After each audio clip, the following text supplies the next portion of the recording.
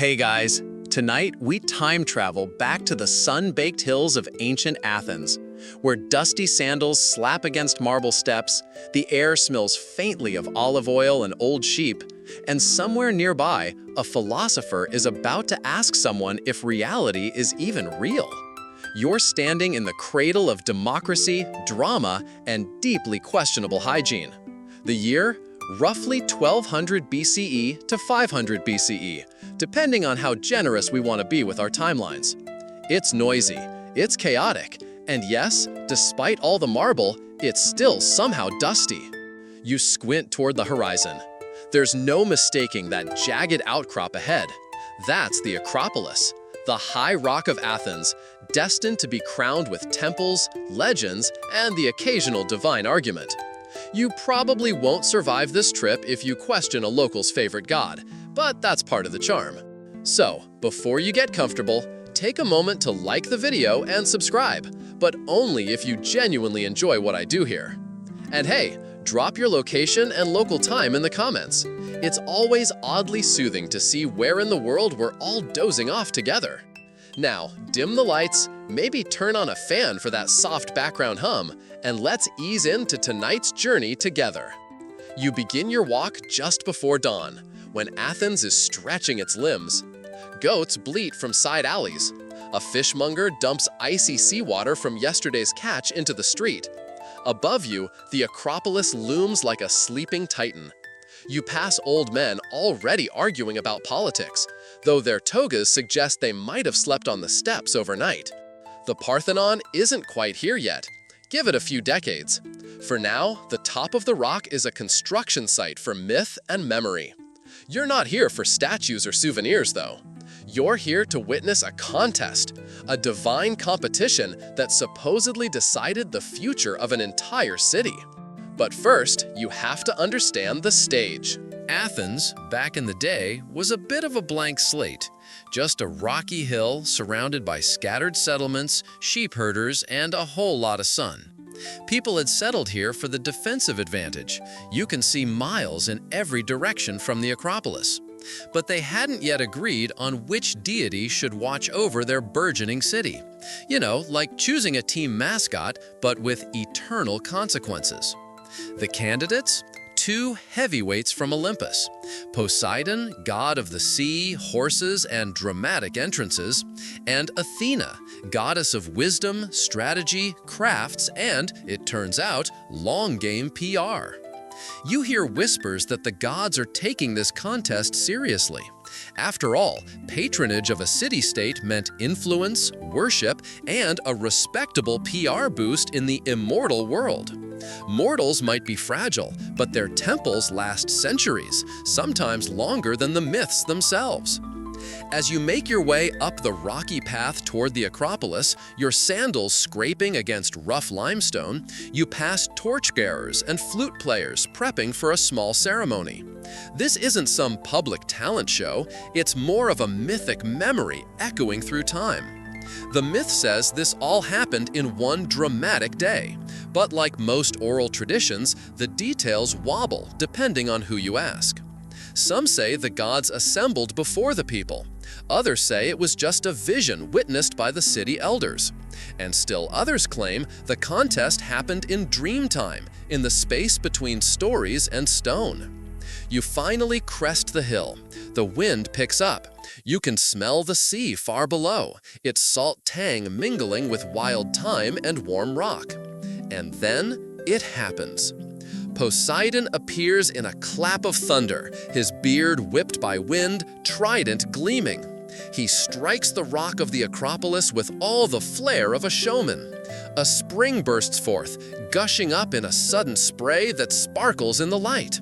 Cheers erupt, a gift from the sea god, fresh water, life-giving and glorious. Except, as someone quickly discovers, the water is salty. Oops, still dramatic, still wet, but not exactly practical for drinking, farming, or bathing, unless you're into brine. Some say Poseidon was showcasing naval power, not hydration. Others think he just didn't test the water pressure. Historians still argue whether this salt spring was inspired by a real fissure on the Acropolis, there is a small trickle said to be sacred to Poseidon, or whether it was just a cautionary tale about flash over function. Poseidon, undeterred, stands proudly beside his shimmering pool. The crowd murmurs. It's impressive, no doubt, but also a bit useless. Then comes Athena. No thunder, no booming voice, just a tall, armored woman with eyes the color of stormy skies holding a small sapling. She walks to the center of the rock, gently presses her fingers into the soil, and plants an olive tree. It doesn't blaze or shimmer. It doesn't shoot up with supernatural speed. It just exists, quietly, a living thing in a landscape of stone. You tilt your head. That's it? A tree? But the elders lean in. They stroke their beards thoughtfully. The priests nod. Someone, probably a bored teenager, bites into an olive and realizes it doesn't taste like death. Athena's gift isn't flashy, it's useful. Olive wood for tools and fire. Olives for eating, after some complex soaking and curing, of course. And oil, glorious oil. For lamps, for food, for medicine, for skin. Olive oil becomes liquid gold in the Mediterranean economy. And with that, the murmurs begin. You hear sandals shuffle, opinions whispered. The sea is powerful, someone says, but this is life. And in that moment, at least according to the myth, Athena wins. No lightning bolts, no epic battle, just a tree that grows quietly, roots itself in history, and refuses to be forgotten. You're still standing on that high rock, the Acropolis, though now your feet are a little sorer and your mind is swimming with divine politics. You decide to climb just a little higher. The air thins, not in oxygen, but in noise. Down below, Athens starts to wake in earnest. Chickens complain, bronze pots clang, someone shouting about barley prices. But up here, it's mostly wind and memory. The limestone beneath your feet is sun-bleached and worn slick by centuries of devotion, footsteps, and the occasional fleeing priest. You follow a line of faint carvings, ancient graffiti really. Some marks are just names, others prayers. One is unmistakably a very lazy fish. Someone was clearly bored during a ritual. Workers pass you with tools slung over their shoulders, chisels, ropes, polished mallets. You're somewhere between the mythic contest and the grand construction boom of Periclean Athens, when the Parthenon would rise like a marble cloud. But today, there are just scattered columns, rough scaffolds, and a sense of promise. You pause at the edge. From here, the view is staggering. The entire city stretches out in a messy sprawl of stone houses, sloped roofs, and courtyards dotted with olive jars. The Phoenix Hill sits squat in the distance, where democracy will be debated into exhaustion. Beyond that, the faint glitter of the Aegean Sea. Poseidon's gift lies to your right, a crack in the rock, just a faint glimmer of water clinging to life. It's said to still be there today, tucked beside the Erechtheion temple. Salty, stubborn, a little like Poseidon himself. But your eyes are drawn to the left, where Athena's olive tree stands, or at least where the myth says it did. It's small, gnarled, leaves fluttering like whispers. You wouldn't think it could survive on this rocky outcrop, but there it is. People pass it with reverence. A woman places a folded cloth at its base. A child traces the trunk with his fingers. A guard watches silently, because even in ancient times, sacred trees had to be protected from sacred goats with no sense of boundary. And just beyond this quiet grove is the Erechtheion, an odd-shaped temple to be with those eerie female columns, the caryatids, still a dream in stone. This is where Athena's tree will be enclosed, guarded, honored. One tree, one goddess, one winning bid. It's worth noting, the olive tree was probably native to Greece well before the myth claimed divine authorship. Olive cultivation dates back to at least 2500 BCE in the Aegean. But that's myth for you. Less about invention, more about ownership. And Athena's olive tree? That's branding. You step closer. The breeze rustles through the silvery green leaves. You wonder, did this gift really sway a city's heart? Did practical utility actually triumph over drama and spectacle?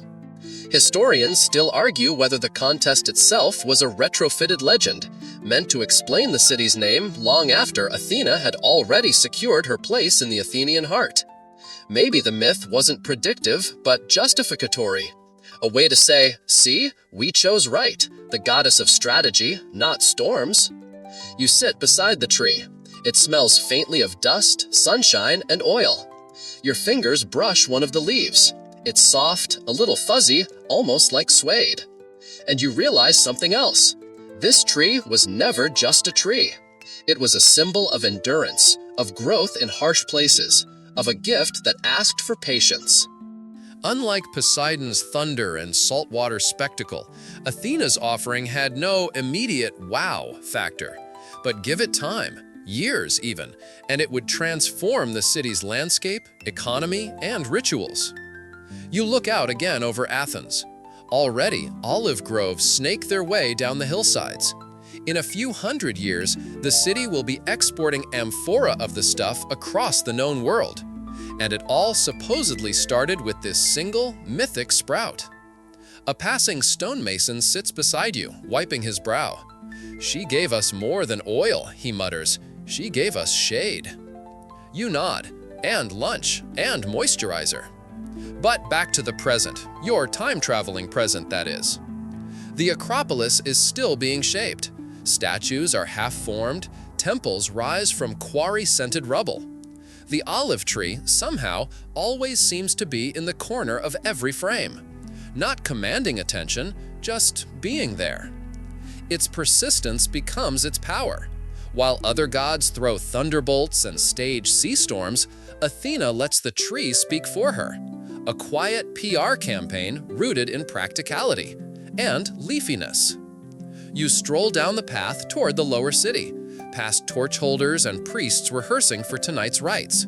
Someone hums a hymn under their breath.